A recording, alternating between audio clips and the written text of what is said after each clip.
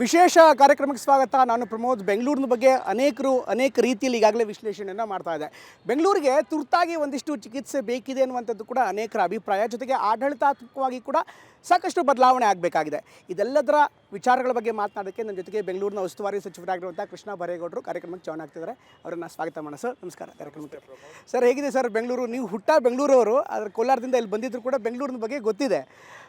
But ಇಲ್ಲಿನ administrations, ಇಲ್ಲಿನ ಆಡಳಿತ ಇದೆಲ್ಲವೂ ಕೂಡ ಒಳಹೊಕ್ಕು ನೋಡಿದಾಗ ಹಿಂದೆ ಕಾಣ್ತಿದ್ದಂಥ ಬೆಂಗಳೂರಿಗೂ ಈಗಿನ ಬೆಂಗಳೂರಿಗೂ, ಒಳಗಿನ ಬೆಂಗಳೂರಿಗೂ ಹೊರಗಿನ ಬೆಂಗಳೂರಿಗೂ ಏನು ವ್ಯತ್ಯಾಸ ಇದೆ ಸರ್? ಈಗ ಆಡಳಿತ ವ್ಯವಸ್ಥೆ ಎಲ್ಲ ಕಡೆನೂ ಕೂಡ ಏನು ಚೆನ್ನಾಗಿ ಪರ್ಫೆಕ್ಟ್ ಆಗಿದೆ ಅಂತ ಹೇಳೋಕ್ಕಾಗೋದಿಲ್ಲ. ಎಲ್ಲ ಕಡೆನೂ ಸ್ವಲ್ಪ ಕಾಲದಿಂದ ನೋಡಿದಾಗೆ ವರ್ಷಗಳಿಂದ ಆಡಳಿತ ವ್ಯವಸ್ಥೆ ಕುಸಿತಾನೆ ಬಂದಿದೆ. ಸತ್ಯ ಹೇಳಿದರೆ ನನ್ನ ಮೇಲೆ ಕೆಲವರು ಸಿಟ್ಟು ಮಾಡ್ತಾರೆ, ಕೆಲವರು ವ್ಯಂಗ್ಯ ಮಾಡ್ತಾರೆ. ಆದರೆ ಸತ್ಯ ಅಂತೂ ನಾವು ಒಪ್ಕೊಳ್ಳೇಬೇಕು. 20-30 ವರ್ಷದಿಂದ ಕರ್ನಾಟಕದಲ್ಲಿ ಆಡಳಿತ ವ್ಯವಸ್ಥೆ ಕುಸಿತ ಕಂಡಿದೆ. ಅದರಲ್ಲಿ ಜಾಸ್ತಿ ಕುಸಿತ ಬೆಂಗಳೂರಿನಲ್ಲಿ ಆಗಿದೆ ಅನ್ನುವಂಥದ್ದು ನನ್ನ ಅಸೆಸ್ಮೆಂಟ್, ಅಭಿಪ್ರಾಯ ಅಂತಾದರೂ ತಿಳ್ಕೊಳ್ಳಿ, ನನ್ನ ಒಂದು ಲೆಕ್ಕಾಚಾರ ಅಂತಾದರೂ ತಿಳಿರಿ. ಸುಮಾರು ವರ್ಷಗಳಿಂದ ಇಲ್ಲಿ ಒಂಥರ ಏನೋ ಅದ್ರ ಪಾಡಿಗೆ ಅದು ನಡ್ಕೊಂಡು ಹೋಗಲಿ ಅನ್ನೋ ಥರ, ಟೇಕನ್ ಫಾರ್ ಗ್ರಾಂಟೆಡ್ ಅನ್ನೋ ಥರ, ಏನಿದ್ರೆ ಅದು ನಡ್ಕೊಂಡು ಹೋಗುತ್ತೆ ಅನ್ನೋ ಥರ ಬಂದ್ಬಿಟ್ಟಿದೆ ಸುಮಾರು ವರ್ಷಗಳಿಂದ. ಇದನ್ನು ಒಂದು ನಿರ್ದಿಷ್ಟವಾಗಿ ಆಡಳಿತ ನಡೆಸಬೇಕು ಅನ್ನೋ ರೀತಿಯಲ್ಲಿ ಎಷ್ಟಾಗಬೇಕಾಗಿತ್ತೋ ಅಷ್ಟು ಆಗಿಲ್ಲ ಅನ್ನುವಂಥದ್ದು ನನ್ನ ಲೆಕ್ಕಾಚಾರ.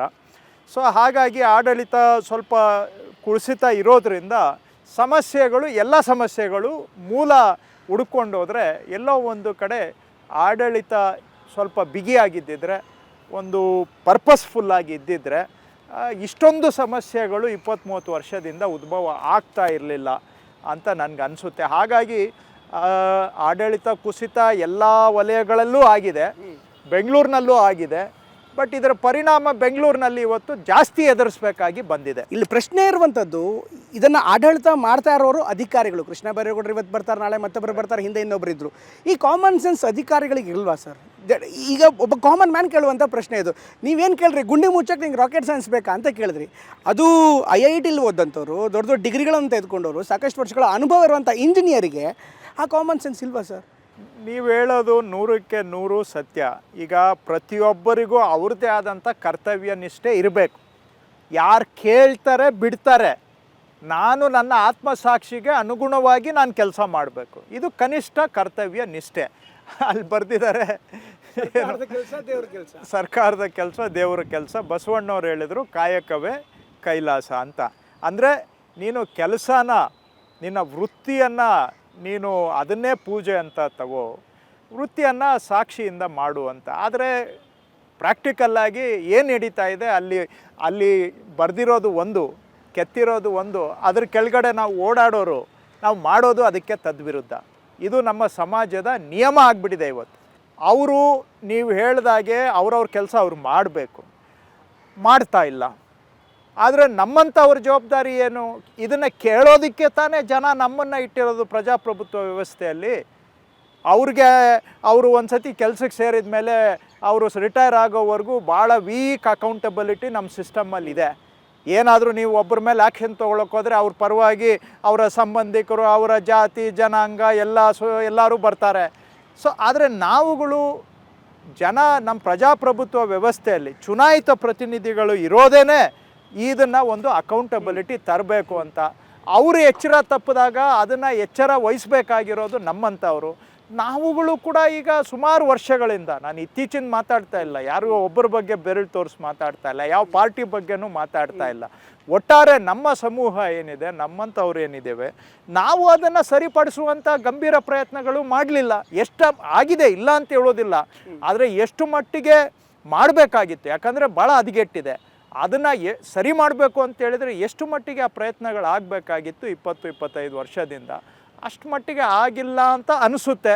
ನಾನು ಹೇಳೋದು ಸರಿನೂ ಇರ್ಬೋದು, ತಪ್ಪು ಇರ್ಬೋದು. ಕೆಲವ್ರು ಸರಿ ಅಂತಾರೆ, ಕೆಲವ್ರು ತಪ್ಪು ಅಂತಾರೆ, ಇವ್ರಿಗೇನು ಭಾಳ ತಿಳಿದಿದೆಯಾ ಅಂತಾರೆ, ಎಲ್ಲ ಇರುತ್ತೆ. ಆದರೆ ನನ್ನ ಅಭಿಪ್ರಾಯ ಆ ರೀತಿ ಇದೆ. ಯಾಕಂದರೆ ನೋಡಿದಾಗ ಎಷ್ಟು ಉಲ್ಬಣ ಆಗಿದೆ ಸಮಸ್ಯೆಗಳು ಅಂತ ಹೇಳಿದಾಗ, ಇಲ್ಲ ಏನು ತಪ್ಪಾಗಿಲ್ಲ ಅಂತ, ಗಂಭೀರ ಏನು ತಪ್ಪಾಗಿಲ್ಲ ಅಂತ ಹೇಳೋಕ್ಕೆ ಸಾಧ್ಯನಾ? ಲೆಕ್ಕಾಚಾರ ಇಲ್ಲ, ಅಕೌಂಟಬಿಲಿಟಿ ಇಲ್ಲ ಅಂತ ಹೇಳಿದರೆ ಇದನ್ನೆಲ್ಲ ಹೇಗೆ ಈ ಮಟ್ಟಕ್ಕೆ ಕೆಡೋದಕ್ಕೆ ನಾವು ಬಿಟ್ವಿ? ನಿಮ್ಮ ಮೇಲೆ ಕೇಳಿ ಬರ್ತಾ ಇರುವಂಥ ಪ್ರಶ್ನೆ, ಜೂನಿಯರ್ ಇಂಜಿನಿಯರ್ಗಳು ಅಲ್ಲ, ಪಕ್ಕದಲ್ಲಿ ಇಬ್ಬರು IAS ಕೂತ್ಕೊಂಡಿರ್ತಾರಲ್ಲ ಸರ್, ನೀವು ಹೇಳ್ತಾ ಇರ್ಬೇಕಾದ್ರೆ ಹೌದು ಹಿಂಗೆ ತಲೆಯಲ್ಲಿ ಆಡಿಸ್ತಾ ಇರ್ತಾರೆ, ಅವರಿಗೆ ಯಾಕೆ ಅದೇ ಭಾಷೆಯಲ್ಲಿ ನೀವು ಕೇಳಲ್ಲ? ಅವರಿಗೂ ಅಕೌಂಟಬಿಲಿಟಿ ಫಿಕ್ಸ್ ಮಾಡಬೇಕಲ್ಲ. ಕೃಷ್ಣ ಬೈರೇಗೌಡರು ಬರೋಕ್ಕಿಂತ ಮೊದಲಲ್ಲೇ ಆ ಜಾಗದಲ್ಲೇ ಅದೇ ಸೀಟಲ್ಲಿ ಕೂತಿದ್ರು. ಈಗ ಬಹುಶಃ ಅಲ್ಲಿ ಪಾಟೋಲ್ ಇದೆ ಅನ್ನೋದು ಅವ್ರಿಗೆ ಗೊತ್ತಿಲ್ಲದಿರೋ ವಿಚಾರ ಅಲ್ಲ. 9,000 ಕೋಟಿ ಖರ್ಚು ಮಾಡಿದ್ದೀವಿ ಅಂತ ಗೊತ್ತಿಲ್ಲದಿರೋ ವಿಚಾರ ಅಲ್ಲ. IAS ಅಧಿಕಾರಿಗಳು ಯಾಕೆ ಸುಮ್ಮನೆ ಕೂತ್ಕೊಂಡಿರ್ತಾರೆ? ನಾವು ಕೇಳೋ ಪ್ರಶ್ನೆಯಲ್ಲೇ ಏನೋ ತಪ್ಪಿದೆಯಾ ಏನೋ ಅದು ಗೊತ್ತಿಲ್ವಲ್ಲ. ನೋಡಿ, ನಾನು ಒಬ್ಬ ಮನುಷ್ಯನೇ ಅಷ್ಟೇ. ನಾನು ಏನು ಜ್ಞಾನಿ ಅಲ್ಲ ಅಥವಾ ಪರಿಪಕ್ವ ಅಲ್ಲ, ಸರ್ವಜ್ಞ ಅಲ್ಲ. ನಾವು ಕೇಳೋದೆಲ್ಲ ಸರಿ ಇದೆ ಅಂತಲೂ ನಾನು ಹೇಳೋಕ್ಕಾಗೋದಿಲ್ವಲ್ಲ. ಸೊ ನಾನು ಎಲ್ಲೋ ಒಂದು ಕಡೆ ನನ್ನ ಲೆಕ್ಕಾಚಾರನೂ ಕೂಡ ತಪ್ಪಿರಬಹುದೋ ಏನೋ. ಕೃಷ್ಣ ಬೈರೇಗೌಡರ ಭಾಷೆ, ಆ ಟೋನು IAS ಅಧಿಕಾರಿಗಳಿಗೆ ಬರ್ತಾ ಇಲ್ಲ. ಕೆಲಸ ಮಾಡಿಲ್ಲ ಅನ್ನೋದನ್ನ ನೀವು ಇದೇ IAS ಅಧಿಕಾರಿಗಳಿಗೆ ಫೋನ್ ಮಾಡಿ ಹೇಳ್ತೀರಿ, ಸರ್ ನಿಮ್ಮ ಗುತ್ತಿಗೆದಾರ ಸರಿಯಾಗಿ ಕೆಲಸ ಮಾಡಿಲ್ಲ, ಹೋಗಿ ಇನ್ಸ್ಪೆಕ್ಟ್ ಮಾಡಿ ಅಂತ. ಅದು ಅವ್ರ ಕೆಲಸ, ಡ್ಯೂಟಿ, ಕರ್ತವ್ಯ.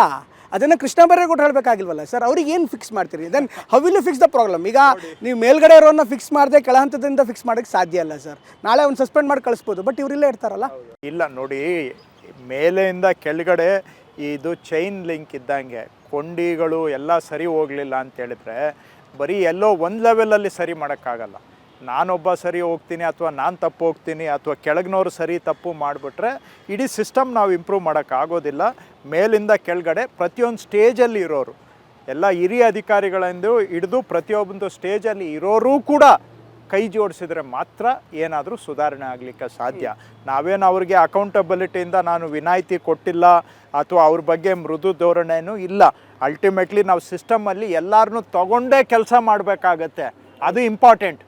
ಸುಮ್ಮನೆ ನಾನು ಕೂಗಾಡಿ ಕಿರ್ಚಾಡ್ಬಿಟ್ಟು ರಿಸಲ್ಟ್ ಏನು? ಆಪ್ರೇಷನ್ ಸಕ್ಸಸ್ಸು, ಪೇಷಂಟ್ ಡೆಡ್ ಆಗಿಬಿಟ್ರೆ ಪ್ರಯೋಜನ ಏನು? ಅಲ್ಟಿಮೇಟ್ಲಿ ರಿಸಲ್ಟ್ ಆಗಬೇಕು. ನೀವು ಕಂದಾಯ ಇಲಾಖೆಯಲ್ಲಿ ಕೆಲಸ ಮಾಡಿದ್ದೀರಿ ಸರ್, ಕೃಷಿ ಇಲಾಖೆನೂ ನೋಡಿದ್ದೀರಿ. ನೀವು ಇಲ್ಲಿಂದ ಅಲ್ಲೇನವ್ರು ತಪ್ಪು ಮಾಡಿದ್ರೆ ಅಧಿಕಾರನ ಬೇರೆದಕ್ಕೆ ಟ್ರಾನ್ಸ್ಫರ್ ಮಾಡುವಂಥದ್ದು ಅಥವಾ ಬೇರೆ ಕಡೆ ಮಾಡ್ಬೋದು. ಬೆಂಗಳೂರಿನಲ್ಲಿ ನೀವು ಯಲಹಂಕದಲ್ಲಿ ಮಾಡಿದ್ರೆ ಬಸವನಗುಡಿಗೆ ಬರ್ತಾನೆ, ಬಸವನಗುಡಿಲಿ ಮಾಡಿದ್ರೆ ಇನ್ನೊಂದು ಕಡೆ ರಾಜಾಜಿನಗರಕ್ಕೆ ಹೋಗ್ತಾನೆ. 30 ಕಿಲೋಮೀಟರ್ ಪೆರಿಫರಲ್ ನೀವು ಏನೇ ಶಿಕ್ಷೆ ಕೊಟ್ಟರು ಸ್ವಲ್ಪ ಹೊತ್ತು ಸಹಿಸ್ಕೋತಾನೆ. 1 ವರ್ಷ ಬಿಟ್ಟು ಮತ್ತೆ ಅಲ್ಲೇ ಬರ್ತಾನೆ ಅಥವಾ 2 ವರ್ಷ ಬಿಟ್ಟು ಅದೇ ಬರ್ತಾನೆ.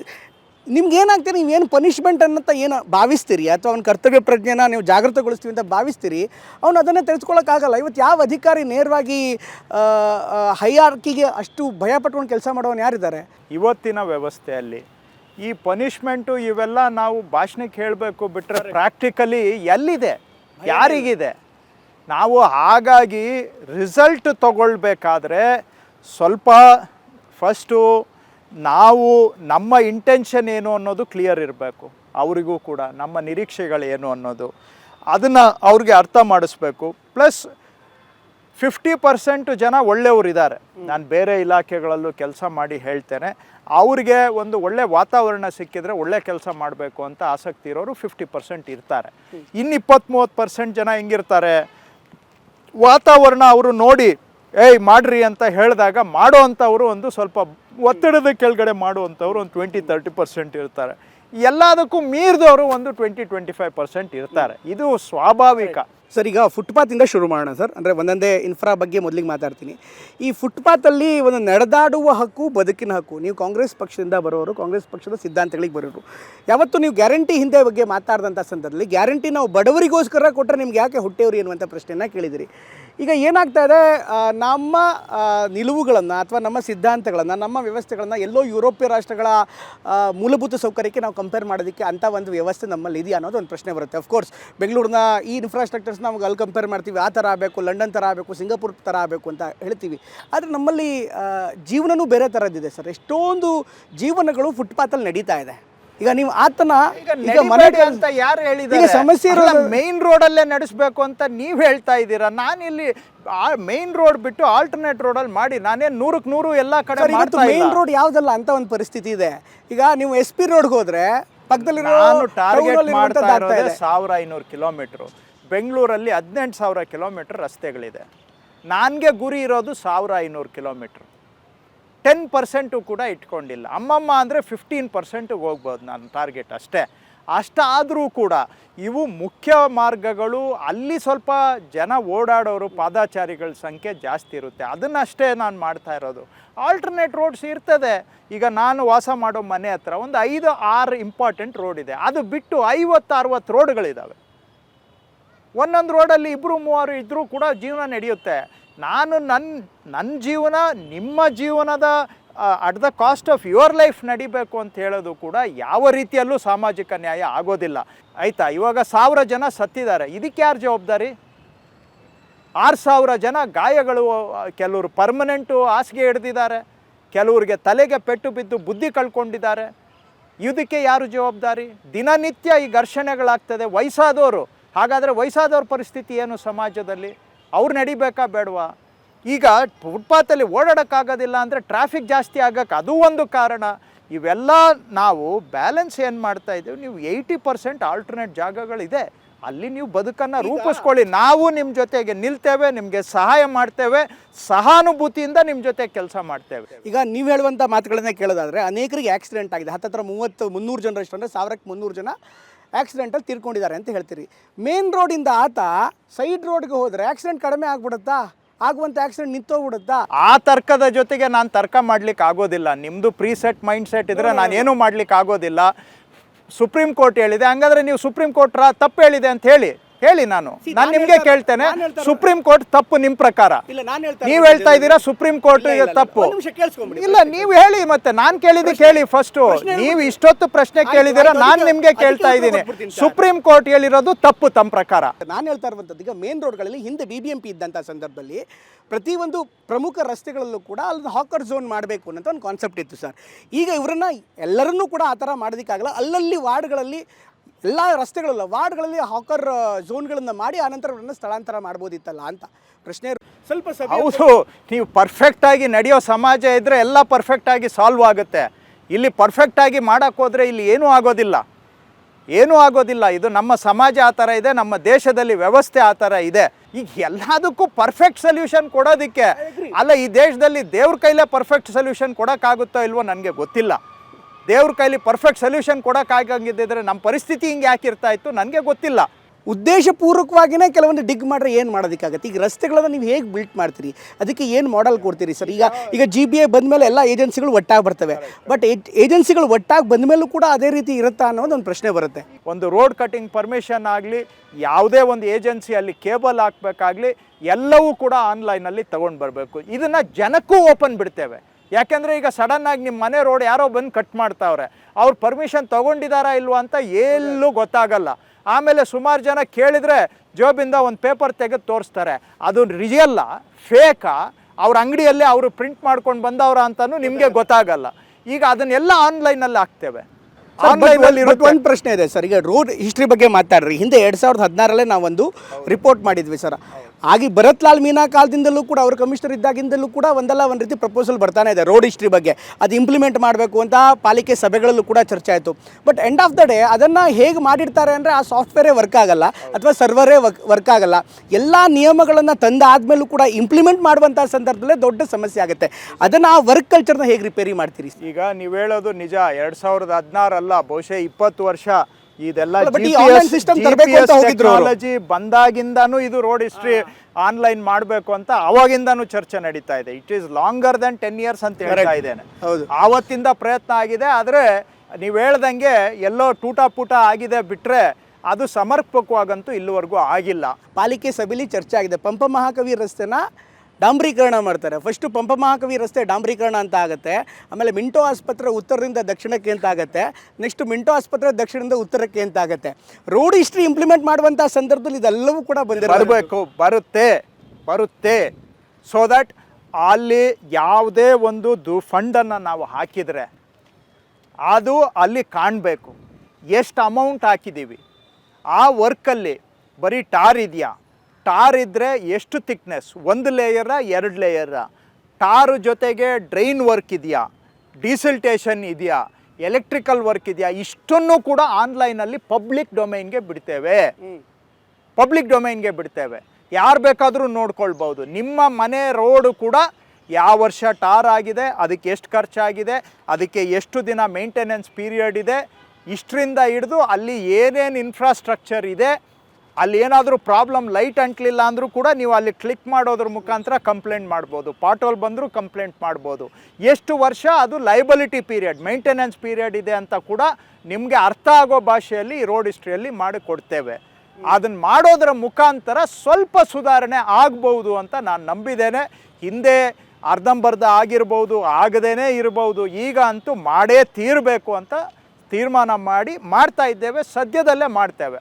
ಅಟ್ಲೀಸ್ಟ್ ಒಂದು 2 ತಿಂಗಳು ಒಳಗಡೆ ಒಂದು ಭಾಗಶಃ ವರ್ಷನ್ ಆದರೂ ನಾವು ರೋಲ್ ಔಟ್ ಮಾಡ್ತೇವೆ. ರೈಟ್ ಸರ್, ಇದ್ರ ಜೊತೆಗೆ 9,000 ಕೋಟಿ ರಸ್ತೆಗಳಿಗೆ ಸಂಬಂಧಪಟ್ಟಂತೆ ಪಾಟ್ ಹೋಲ್ ಮುಚ್ಚೋದಕ್ಕೆಲ್ಲ ಖರ್ಚು ಮಾಡಿದಿರಿ. ಅದನ್ನು ಅಕೌಂಟಬಿಲಿಟಿ ಹುಡುಕ್ತೀರಾ ಸರ್? ಎಲ್ಲೆಲ್ಲಿ ಎಲ್ಲಿ ಖರ್ಚಾಯಿತು, ಏನಾದ್ರು ಹುಡುಕೋಕೆ ಸಾಧ್ಯ ಇದೆಯಾ, ಅಥವಾ ದೊಡ್ಡ ಗಣಿಗಾರಿಕೆ ಮಾಡ್ದಂಗೆ ಎಲ್ಲವೂ ಕೂಡ ಹೋಯ್ತು ಅಂತನಾ, ನೀರಿಗೆ ಬಿದ್ದಂಗೆನಾ? ನೀರಿಗೆ ಬಿದ್ದಾಗೆ ಅಂತ ನಮ್ಮಂಥ ಜವಾಬ್ದಾರಿ ಸ್ಥಾನದಲ್ಲಿರೋರು ನಾವು ಹೇಳೋಕ್ಕಾಗೋದಿಲ್ಲ. ಆ ರೀತಿ ಹೇಳಿದ್ರೆ ಭಾಳ ಉಡಾಫೆ ಮಾತಾಗುತ್ತೆ. ಆ ರೀತಿ ನಾವು ಜವಾಬ್ದಾರಿ ಸ್ಥಾನದಲ್ಲಿರೋರು ಮಾಡಬಾರ್ದು. ಬಟ್ ನಮ್ಮ ಪ್ರಯಾರಿಟಿ ಈಗ ಸಿಸ್ಟಮನ್ನು ಸೆಟ್ ರೈಟ್ ಮಾಡಬೇಕು. ಅದರ ಕಡೆಗೆ ಈಗ ಆಗೋ ಕೆಲಸ ಗುಣಮಟ್ಟ ಸುಧಾರಣೆ ಆಗಬೇಕು. ಈ ಕ್ವಾಲಿಟಿ ಕಂಟ್ರೋಲ್ ಬಗ್ಗೆ ನಮ್ಮಲ್ಲಿ ಬೇರೆ ಬೇರೆ ವಿಭಾಗಗಳಿತ್ತು ಸರ್. BBMP ನಾನು ರಿಪೋರ್ಟಿಂಗ್ ಮಾಡ್ತಾ ಇರುವಂಥ ಸಂದರ್ಭದಲ್ಲಿ ಆಗ ಒಂದು ಸಜೆಷನ್ಸ್ ಬಂದಿತ್ತು ಸರ್. ಕೆಲವೊಂದಿಷ್ಟು ಇಂಜಿನಿಯರಿಂಗ್ ಕಾಲೇಜ್ ಹುಡುಗರನ್ನ ಕರೆದು ಈ ಕ್ವಾಲಿಟಿ ಕಂಟ್ರೋಲ್ಗೆ, ಮೆಷರ್ಮೆಂಟ್ಗೆ ಅವರನ್ನು ಸ್ವಲ್ಪ ಭಾಗಿತ್ವ ಮಾಡಿಕೊಂಡ್ರೆ ಅವರು ಒಂದು ಸೋಷಿಯಲ್ ಆ್ಯಕ್ಟಿವಿಸಮ್ ಆಗುತ್ತೆ, ಜೊತೆಗೆ ವಿದ್ಯಾರ್ಥಿಗಳಿಗೂ ಕೂಡ ಹೆಲ್ಪ್ ಆಗುತ್ತೆ. ಸರ್ಕಾರದಿಂದ ಅವ್ರಿಗೆ ಬೇಕಾದಂಥ ಯಾವ ರೀತಿ ಇಂಟರ್ನ್ಶಿಪ್ಪು ಮತ್ತೊಂದು ಸರ್ಟಿಫಿಕೇಷನ್ಸ್ ಮಾಡ್ರೆ ಅವ್ರಿಗೂ ಹೆಲ್ಪ್ ಆಗುತ್ತೆ ಅಂತ. ಇವತ್ತೇನಾಗಿದೆ, ನಾವು ಸಾಕಷ್ಟು ಬಾರಿ ಅಕೌಂಟಬಿಲಿಟಿ ಬಗ್ಗೆ ಮಾತಾಡ್ಬೋದು ಅಥವಾ ಕ್ವಾಲಿಟಿ ಬಗ್ಗೆ ಮಾತನಾಡ್ಬೋದು. ಅಲ್ಲಿ ಯಾರು ಮಾಡ್ತಿದ್ದಾರೆ, ಏನು ಮಾಡ್ತಾರೆ ನಮಗೂ ಗೊತ್ತು, ನಿಮಗೂ ಗೊತ್ತು, ಅವ್ರು ಹೇಳೋದಕ್ಕೆ ಸಾಧ್ಯ ಆಗಲ್ಲ. ಹೀಗಾಗಿ ಈಗ ಪ್ರೈವೇಟ್ ಪಾರ್ಟಿಗಳನ್ನು ಈ ರಸ್ತೆ ಅಥವಾ ಇನ್ಫ್ರಾಸ್ಟ್ರಕ್ಚರ್ಸಲ್ಲಿ ಪಾರ್ಟಿಸಿಪೇಟ್ ಮಾಡುವಂಥದ್ದು ಅಥವಾ ಅವರನ್ನು ಈ ಕ್ವಾಲಿಟಿ ಕಂಟ್ರೋಲ್ ವಿಚಾರದಲ್ಲಿ ತೊಡಗಿಸ್ಕೊಳ್ಳೋದಕ್ಕೆ ಎಷ್ಟರ ಮಟ್ಟಿಗೆ ಸಾಧ್ಯ? ನೀವು ಹೇಳ್ದಂಗೆ ಹಿಂದೆ ನಾನಾ ಪ್ರಯೋಗಗಳಾಗಿದ್ದಾವೆ. ತಾತ್ಕಾಲಿಕವಾಗಿ ಸ್ವಲ್ಪ ಪರಿಹಾರ ಸಿಕ್ಕರೂ ಕೂಡ ಲಾಂಗ್ ಟರ್ಮಲ್ಲಿ ಸಿಕ್ಕಿಲ್ಲ, ಸುಧಾರಣೆ ಆಗಿಲ್ಲ. ಈಗ ಆದರೂ ಕೂಡ ನಾವು ಸಮಾಜದ ಸಹಭಾಗಿತ್ವದಲ್ಲೇ ಸುಧಾರಣೆ ಮಾಡಬೇಕು. ಸಿವಿಲ್ ಸೊಸೈಟಿ ಪಾರ್ಟಿಸಿಪೇಷನಿಂದ ಸ್ವಲ್ಪ ಇಂಪ್ರೂವ್ಮೆಂಟನ್ನು ತರಲಿಕ್ಕೆ ಸಾಧ್ಯ. ನೀವು ಹೇಳ್ದಂಗೆ ನಮ್ಮ ಬೆಂಗಳೂರಲ್ಲಿ ಎಕ್ಸ್ಪರ್ಟ್ಗಳಿಗೇನು ಕೊರತೆ ಇಲ್ಲ, ಇದ್ದಾರೆ ಸಾಕಷ್ಟು. ಅದರಲ್ಲಿ ಒಳ್ಳೆಯ ಉದ್ದೇಶ ಇರೋರು ಕೂಡ ಇದ್ದಾರೆ. ಅವ್ರನ್ನ ನಾವು ಇನ್ವಾಲ್ವ್ ಮಾಡಿಕೊಳ್ಳೇಬೇಕಾಗತ್ತೆ. ಖಂಡಿತ ನಾವು ಕೂಡ civil society participation, even expert quality of ವರ್ಕಲ್ಲೂ ಕೂಡ ಪ್ಲ್ಯಾನಿಂಗೇ ಆಗಲಿ, ಪ್ಲ್ಯಾನಿಂಗಲ್ಲೂ ಇನ್ವಾಲ್ವ್ ಮಾಡ್ಕೋಬೇಕು. ಕ್ವಾಲಿಟಿ ಆಫ್ ವರ್ಕನ್ನು ಮಾನಿಟರು ಸೂಪರ್ವಿಷನ್ ಮಾಡೋಕ್ಕೆ ನಮಗೆ ಸಹಾಯ ಮಾಡೋಕ್ಕಾದರೂ ಅವ್ರನ್ನ ಇನ್ವಾಲ್ವ್ಮೆಂಟ್ ಮಾಡ್ಕೋಬೇಕು. ನೀವು ಹೇಳ್ದಂಗೆ ಅದು ಮಾಡೋದ್ರಿಂದ ಸ್ವಲ್ಪ ಸುಧಾರಣೆ ಸಾಧ್ಯ ಅಂತ ನಾನು ಅಂದ್ಕೊಂಡಿದ್ದೇನೆ. ಖಂಡಿತ ಅದನ್ನು ಮಾಡ್ತೇವೆ ನಾವು. Sir, let's come to the tunnel road sir. Tunnel road ಬಗ್ಗೆ ಸಾಕಷ್ಟು ದೊಡ್ಡ ಮಟ್ಟಿಗೆ ಚರ್ಚೆ ಆಗಿದೆ. ಈ ಟನಲ್ ರೋಡ್ನ ಈ ಸಾಧ್ಯತೆಗಳ ಬಗ್ಗೆ ಅಥವಾ ಅದರ ಲಾಂಗ್ ಟರ್ಮ್ ಇಂಪ್ಲಿಮೆಂಟೇಷನ್ಸ್ ಬಗ್ಗೆ, ಟ್ರಾಫಿಕ್ ಸಮಸ್ಯೆ ನಿವಾರಣೆ ಬಗ್ಗೆ ನಿಮ್ಮ ನಿಲುವೇನು ಸರ್? ಅದರಿಂದ ಎಷ್ಟರ ಮಟ್ಟಿಗೆ ಉಪಯೋಗ ಆಗುತ್ತೆ? ಈಗ ನೋಡಿ, ಬೆಂಗಳೂರಲ್ಲಿ ಸುಮಾರು 1,50,00,000 ಹತ್ರ ಜನ ಇದ್ದಾರೆ. ಹೆಚ್ಚು ಕಮ್ಮಿ 1,50,00,000 ವೆಹಿಕಲ್ಸ್ ಇದೆ ಬೆಂಗಳೂರಲ್ಲಿ. ವೆಹಿಕಲ್ಸು ಒಬ್ಬ ಮನುಷ್ಯನಿಗೆ ಒಂದು ವೆಹಿಕಲ್ ಇದೆ. ಯಾವ ನಗರದಲ್ಲೂ ಇಷ್ಟು ವೆಹಿಕಲ್ ಇಲ್ಲ. ನೀವು ಬಾಂಬೆಯಲ್ಲೂ ಇಲ್ಲ, ಡೆಲ್ಲಿಯಲ್ಲೂ ಇಲ್ಲ. ಅಷ್ಟು ವೆಹಿಕಲ್ಲು ಬೆಂಗಳೂರಲ್ಲಿದೆ. ಬಾಂಬೆಯಲ್ಲೂ ಇಲ್ಲ, ಡೆಲ್ಲಿಯಲ್ಲೂ ಇಲ್ಲ. ಅಷ್ಟು ವೆಹಿಕಲ್ ಬೆಂಗಳೂರಲ್ಲಿದೆ. ಕೆಲವು ಬೇರೆ ದೊಡ್ಡ ನಗರಗಳಲ್ಲಿ ನಮ್ಮಲ್ಲಿರೋದು ಅರ್ಧ ವೆಹಿಕಲ್ಸೇ ಇರೋದು. ಬ್ಯಾಂಗ್ಳೂರಲ್ಲಿ ಅವರೆಲ್ಲರಿಗಿಂತ ಡಬಲ್ ವೆಹಿಕಲ್ಸ್ ಇದೆ. ಈಗ ನೀವು ಜನಗಳನ್ನ ದೂಷಣೆ ಮಾಡ್ತೀರಾ, ಯಾಕ್ರಿ ಗಾಡಿ ತೊಗೊಂಡಿದ್ದೀರಾ ಅಂತ ಕೇಳೋಕ್ಕಾಗುತ್ತಾ? ನಾವು ಸೊಲ್ಯೂಷನ್ ಕೊಡಲೇಬೇಕು. ಸೊಲ್ಯೂಷನ್ ಏನು? ಮೆಟ್ರೋ ಈಗ 96 ಕಿಲೋಮೀಟ್ರ್ ಇದೆ, 170 ಕಿಲೋಮೀಟ್ರ್ ಮಾಡಬೇಕು, ಆಮೇಲೆ 250 ಕಿಲೋಮೀಟ್ರ್ ಮಾಡಬೇಕು, ಆಮೇಲೆ 370 ಕಿಲೋಮೀಟ್ರ್ ಮಾಡಬೇಕು. ಅದರ ಬಗ್ಗೆ ಎರಡನೇ ಮಾತೇ ಇಲ್ಲ. ಮೆಟ್ರೋನ ನಾವು ಬರ್ತಾ ಇನ್ನು 10 ವರ್ಷದಲ್ಲಿ ಏನಾದರೂ ಮಾಡಿ ಹತ್ರ ಒಂದು 500 ಕಿಲೋಮೀಟ್ರಿಗೆ ತೊಗೊಂಡೋಗ್ಬೇಕು ಅನ್ನೋದು ನಮ್ಮ ದೃಢ ಸಂಕಲ್ಪ. ಆಯಿತಾ? ಅದರ ಜೊತೆಗೆ ಸಬರ್ಬನ್ ರೈಲ್ ಇದೆ, ಕೆ ರೈಡು. ಅದು ಕೂಡ 2030 ಮುಗಿಯೋದ್ರೊಳಗಡೆ ಒಂದು 248 ಕಿಲೋಮೀಟರ್ ಸಬರ್ಬನ್ ರೈಲನ್ನು ಮಾಡಲೇಬೇಕು ಅಂತ ಸಂಕಲ್ಪ ಮಾಡಿ 23,000 ಕೋಟಿ ಸಬರ್ಬನ್ ರೈಲ್ಗೆ ನಾವು ಖರ್ಚು ಮಾಡ್ತಾ ಇರೋದು. 23,000 ಕೋಟಿ. ಆಯಿತಾ? ನಾವೇನು ಬರೀ ಟನಲ್ಲು ಏನು ಮಾಡ್ತಾ ಇಲ್ಲ. ಮೆಟ್ರೋ ರೈಲ್ಗೂ ಕೂಡ ಅವ್ರು ಕೇಳಿದಷ್ಟು ದುಡ್ಡು ಕೊಡ್ತಾ ಇದ್ದೀವಿ. ದುಡ್ಡಿಗೆ ಯಾವುದೇ ಕೊರತೆ ಇಲ್ಲ. ಮೆಟ್ರೋ ರೈಲು ಮಾಡಬೇಕು, ಸಬರ್ಬನ್ ರೈಲು ಮಾಡಬೇಕು. ಅದರ ಜೊತೆಗೆ BMTCಗೆ ಈಗ 7,000 ಬಸ್ ಇದೆ. BMTCಯಲ್ಲಿ ದೇಶದಲ್ಲೇ ಹೈಯೆಸ್ಟ್ ನಂಬರ್ ಆಫ್ ಬಸ್ ಇರೋದು BMTCಯಲ್ಲೇ. ತಿಳ್ಕೊಳ್ಳಿ, ರಿಪೀಟ್ ಮಾಡ್ತೇನೆ, ಯಾಕಂದರೆ ಇದು ಕೆಲವು ಸತ್ಯ ಸಂಗತಿಗಳು ಹೇಳಿದ್ರು, ಒಂದು ಸತಿ ಅಲ್ಲ 10 ಸತಿ ಹೇಳಿದ್ರು ನಾವು ಕೇಳಿಸ್ದಂಗೆ ನಡ್ಕೋತೇವೆ. ದೇಶದಲ್ಲಿ highest bus size, fleet size ಇರೋದು ಬೆಂಗಳೂರಲ್ಲಿ. BMTCಯಲ್ಲಿ ಹತ್ರ 7,000 ಬಸ್ ಇದೆ. ಆದರೂ ಕೂಡ ಇನ್ನೂ 4,500 ಬಸ್ಸು ಬರೋ ವರ್ಷಗಳಲ್ಲಿ ಆ್ಯಡ್ ಮಾಡೋಕ್ಕೆ ಪ್ಲ್ಯಾನ್ ಹಾಕ್ಕೊಂಡಿದ್ದೀವಿ. ಕರೆಕ್ಟಾ? ಸೊ ಮೆಟ್ರೋ ರೈಲು, ಸಬರ್ಬನ್ ರೈಲು, ಬಸ್ ಟ್ರಾನ್ಸ್ಪೋರ್ಟೇಷನನ್ನು ಇನ್ಕ್ರೀಸ್ ಮಾಡೋದ್ರ ಬಗ್ಗೆ ಎರಡನೇ ಮಾತೇ ಇಲ್ಲ. ಅದನ್ನು ಇನ್ನೂ ಬೇಕಾದರೆ ನಾವು ಸಪೋರ್ಟ್ ಮಾಡ್ತೇವೆ. ಆದರೆ ಇಷ್ಟೆಲ್ಲ ಮಾಡಿದ್ರೂ 1.5 ಕೋಟಿ ವೆಹಿಕಲ್ ಇದೆ ಸ್ವಾಮಿ ಬ್ಯಾಂಗ್ಳೂರಲ್ಲಿ. ನಾವು ಬೇರೆ ನಗರಗಳು 10% ಬೆಳೆದ್ರೆ ನಾವು 26% ಗ್ರೋತ್ ಇದೆ ನಮ್ಮದು. ಪಾಪ್ಯುಲೇಷನ್ ಗ್ರೋತ್ ಹಂಗಿದೆ, ವೆಹಿಕಲ್ ಗ್ರೋತ್ ಹಂಗಿದೆ. ಟೀಕೆ ಮಾಡೋರೆಲ್ಲ ಈ ಪ್ರಾಬ್ಲಮ್ನ ಹಿಂದೆ ಸಾಲ್ವ್ ಮಾಡಿಬಿಟ್ಟಿದ್ದಿದ್ರೆ ಅವ್ರ ಅಧಿಕಾರ ಇದ್ದಾಗ ನಾವು ಯಾಕೆ ಟನಲ್ ಮಾಡಬೇಕಾಗಿತ್ತು? ನಮಗೇನು ತಲೆ ಕೆಟ್ಟಿದೆಯಾ? ನಾವು ಆರಾಮಾಗಿರ್ಬೋದಾಗಿತ್ತಲ್ಲ. ಎಲ್ಲ ಸಮಸ್ಯೆಗಳನ್ನ ಉಲ್ಬಣ ಮಾಡಿ ಬಿಟ್ಟು ಬಳುವಳಿಯಾಗಿ ಕೊಟ್ಟು ಹೋಗ್ಬಿಟ್ಟು ಇವತ್ತು ಟೀಕೆ ಮಾಡೋದೇ ನಿಮ್ಮದು ಕೊಡುಗೆ ಆಗಿಬಿಟ್ರೆ ಸಲ್ಯೂಷನ್ ಏನು ನಿಮ್ಮದು ಹೇಳಿ? 1.5 ಕೋಟಿ ವೆಹಿಕಲ್ಸ್ ಇದೆ ಬೆಂಗಳೂರಲ್ಲಿ. ರೋಡ್ಸು ಎಷ್ಟು ಪ್ರಮಾಣದಲ್ಲಿರಬೇಕು ಅಷ್ಟು ಪ್ರಮಾಣದಲ್ಲಿ ರೋಡ್ಸ್ ಇಲ್ಲ. ಔಟರ್ ಏರಿಯಾದಲ್ಲಿ ತುಂಬ ಕಮ್ಮಿ ಇದೆ. ಈಗ ಜಯನಗರ ಪ್ಲ್ಯಾಂಡ್ ಲೇಔಟು ಆಯಿತಾ, ಅಲ್ಲಿ ಇರುವಂಥ ಒಟ್ಟು ಪ್ರದೇಶದಲ್ಲಿ 23% ರೋಡ್ಗಳಿದೆ. ಅದೇ ನೀವು ಮಾದೇವಪುರ ಏರಿಯಾಗೆ ಹೋದರೆ ಒಟ್ಟು ಪ್ರದೇಶದಲ್ಲಿ ಬರೀ 8% ರೋಡ್ ಇದೆ. 30 ವರ್ಷದಿಂದ ಎಲ್ಲ ಇಲ್ಲಿಗಲ್ ಲೇಔಟ್ಗಳನ್ನ ಆಗಕ್ಕೆ ಬಿಟ್ಬಿಟ್ಟು ಅವ್ರ ಜೊತೆ ಶಾಮೀಲಾಗ್ಬಿಟ್ಟು ಅವರು ಒಂದು ಕಡೆ ರೋಡ್ ಸರಿಯಾಗಿ ಬಿಡದೆ ಎಲ್ಲ ಲೇಔಟುಗಳು ಮಾಡಿ ಮನೆಗಳು ಕಟ್ಟಿಬಿಟ್ಟು ಇವತ್ತು ಅಲ್ಲಿ ರೋಡ್ ಮಾಡಬೇಕು ಅಂದರೆ ಮನೆ ಒಡೆದು ರೋಡ್ ಮಾಡ್ತೀರಾ ಸ್ವಾಮಿ? ಮನೆಗಳು ಒಡೆಯೋಕ್ಕೆ ಹೋದರೆ ಜನ ಬಿಡ್ತಾರಾ? ಅದ್ರ ಖರ್ಚು ಎಷ್ಟಾಗುತ್ತೆ? ಆ ಮನೆ ಒಡೆಯೋದ್ರಿಂದ ಸಾಮಾಜಿಕವಾಗಿ ಎಷ್ಟು ಪರಿಣಾಮ ಆಗುತ್ತೆ ಯೋಚನೆ ಮಾಡಿದ್ದೀರಾ? ಅವ್ರ ಕುಟುಂಬದ ಮೇಲೆ ಏನು ಪರಿಣಾಮ ಆಗುತ್ತೆ ಯೋಚನೆ ಮಾಡಿದ್ದೀರಾ? ಇವೆಲ್ಲ ಸಾಧ್ಯನಾ? ಸೊ ಆದರೂ ಕೂಡ ರೋಡ್ ಇನ್ಫ್ರಾಸ್ಟ್ರಕ್ಚರನ್ನು ಆ್ಯಡ್ ಮಾಡಲೇಬೇಕು. ಸೊ ಅನಿವಾರ್ಯವಾಗಿ ಮೆಟ್ರೋ ರೈಲು, ಸಬರ್ಬನ್ ರೈಲು, ಬಸ್ಸು, ಇದರ ಜೊತೆಗೆ ರೋಡ್ ಕೆಪಾಸಿಟಿಯನ್ನು ನಾವು ಇನ್ಕ್ರೀಸ್ ಮಾಡಬೇಕು. ಅಂದರೆ ರೋಡ್ ವೈಡನಿಂಗ್ ಮಾಡೋದು ಕಷ್ಟ ಇದೆ, ಮನೆಗಳು ಒಡೆಯೋದು ಕಷ್ಟ ಇದೆ, ಕಾಂಪನ್ಸೇಷನ್ ಕೊಡೋದು ಕಷ್ಟ ಇದೆ. ಅದಕ್ಕೆ ಪರ್ಯಾಯವಾಗಿ ನಾವು ಇಲ್ಲ ಟನಲ್ ಮುಖಾಂತರ ಮಾಡೋದ್ರ ಮುಖಾಂತರ ರೋಡು ಕೆಪಾಸಿಟಿಯನ್ನು ಜಾಸ್ತಿ ಮಾಡ್ಬೋದು, ಅಥವಾ ಅವಶ್ಯಕತೆ ಇರೋ ಕಡೆ ಎಲಿವೇಟೆಡ್ ರೋಡ್ ಮಾಡೋದ್ರ ಮುಖಾಂತರನೂ ಒಟ್ಟಾರೆ ರೋಡನ್ನ ಪರ್ಸೆಂಟೇಜನ್ನು ನಾವು ಜಾಸ್ತಿ ಮಾಡ್ಬೋದು. ಇಲ್ಲ ಅಂದರೆ ಹೈಯೆಸ್ಟ್ ವೆಹಿಕಲ್ ಸಂಖ್ಯೆ ದೇಶದಲ್ಲಿ ಬೆಂಗಳೂರಲ್ಲಿದೆ, ಯಾವ ನಗರದಲ್ಲೂ ಇಲ್ಲ. ಇದನ್ನು ಹೇಗೆ ಸಾಲ್ವ್ ಮಾಡ್ತೀರಾ? ಬರೀ ಸಮಸ್ಯೆಗಳೇ ಹೇಳೋದಾದರೆ ಸೊಲ್ಯೂಷನ್ನು ಹೇಳಿ. ಈಗ IASC ತಜ್ಞರೊಬ್ಬರು ಕೂಡ ಐ ಫರ್ಗಟ್ ಇಸ್ ನೇಮ್, ಅವರು ಈ ಟನಲ್ ರೋಡ್ ಬಗ್ಗೆ ಮಾತಾಡಿದ್ರು. ಅವ್ರು ಹೇಳುವಂಥದ್ದು ಈ ವಾಯಬಿಲಿಟಿ ಬಗ್ಗೆ ಸರ್ಕಾರ ಇನ್ನೊಂದು ಸ್ವಲ್ಪ ಯೋಚನೆ ಮಾಡಬೇಕು ಅಂತ. ಅಷ್ಟು ಭಾರಿ ಪ್ರಮಾಣದ ಪ್ರಾಜೆಕ್ಟನ್ನು ಮಾಡಿ ಅಷ್ಟೇ ಪ್ರಮಾಣದ ವೆಹಿಕಲ್ಗಳಲ್ಲಿ ಟೋಲ್ ಕೊಟ್ಟು ಹೋಗದೇ ಇದ್ದರೆ ಆವಾಗ ಏನು ಮಾಡ್ತೀರಿ ಅಂತ. ಉದಾಹರಣೆಗೆ ಈಗ ಲಾಲ್ಬಾಗಿಂದ ಬರುವವನು ಹೆಬ್ಬಾಳಕ್ಕೆ ಹೋಗ್ತಾನೆ, ಅಲ್ಲೇ ಒಂದು ಎಕ್ಸಿಟ್ ಕೊಡ್ತೀರಿ, ಅವನಷ್ಟು 500 ರೂಪಾಯೋ 1000 ರೂಪಾಯೋ ಕೊಟ್ಟು ಹೋಗ್ತಾನೆ ಅನ್ನೋದು ಒಂದು ಪ್ರಶ್ನೆ. ಈಗ ಟನಲ್ ಬಗ್ಗೆ ನೀವು ಹೇಳಿದ್ರಿ ಅವ್ರು ಬರೋದಿಲ್ಲ ಅಂತ. ನಾವೇನು ಟನಲ್ಗೆ ಎಲ್ಲ ದುಡ್ಡು ನಾವು ಹಾಕ್ತಾ ಇಲ್ಲ, ನಾವು ಕೊಡೋದು ಬರೀ 6-7 ಸಾವಿರ ಕೋಟಿ ಅಷ್ಟೇ. ಇನ್ನು ಉಳಿದಿದ್ದು ಅವ್ರು ಇನ್ವೆಸ್ಟರ್ ಆಗ್ತಾರೆ, ಅವ್ರ ರಿಸ್ಕ್ ಮೇಲೆ ಆಗ್ತಾ ಇದ್ದಾರೆ. ಅದನ್ನು ರಿಕವರ್ ಮಾಡೋದು ಅವ್ರು ಯೋಚನೆ ಮಾಡ್ತಾರೆ. ವಯಬಿಲಿಟಿ ಇಲ್ಲದೆ ಇದ್ದರೆ ಅವ್ರು ಬಂದು ಮಾಡ್ತಾರೆ ಟನಲ್ಲು. ನಾವು ಕೊಡ್ತಾ ಇರೋದು 6-7 ಸಾವಿರ ಕೋಟಿ ಅಷ್ಟೇ. ಅದು ಖರ್ಚು ಎಷ್ಟಾದರೂ ಆಗಲಿ, ಆ ಖರ್ಚನ್ನು ನಾವು ಸರ್ಕಾರ ಕೊಡೋದಿಲ್ಲ. ಸರ್ಕಾರ ಕೊಡೋದು ನಮ್ಮದು ಲಿಮಿಟ್ ಹಾಕ್ಬಿಟ್ಟಿದ್ದೀವಿ ಆಲ್ರೆಡಿ. ಅದರ ಮೇಲೇ ನಾವು ಟೆಂಡರ್ ಕರೆಯೋದು, ಅದ್ರ ಮೇಲೆ ಎಷ್ಟೇ ಖರ್ಚಾದರೂ ಅವರೇ ಹಾಕ್ಕೋಬೇಕು ಇನ್ವೆಸ್ಟರು. ಅದನ್ನು ಅವ್ರು ಟೋಲ್ ಮುಖಾಂತರ ರಿಕವರಿ ಮಾಡ್ಕೋಬೇಕು. ಸೊ ಸರ್ಕಾರಕ್ಕೆ ಏನು ನಷ್ಟ ಇದೆ? ತೆರಿಗೆ ಕಟ್ಟುವಂಥ ಸಾರ್ವಜನಿಕರಿಗೆ ಏನು ನಷ್ಟ ಇದೆ? ಅವ್ರು ಬಂಡವಾಳ ತೊಗೊಂಡು ಬಂದು ಅವ್ರು ಹಾಕ್ತಾರೆ, ಅವ್ರು ರಿಕವರ್ ಮಾಡ್ಕೋತಾರೆ. ನಿಮಗೆ ಪ್ರಾಬ್ಲಮ್ ಸಾಲ್ವ್ ಆಗಬೇಕಾ ಬೇಡವಾ ಅದನ್ನು ಹೇಳಿ.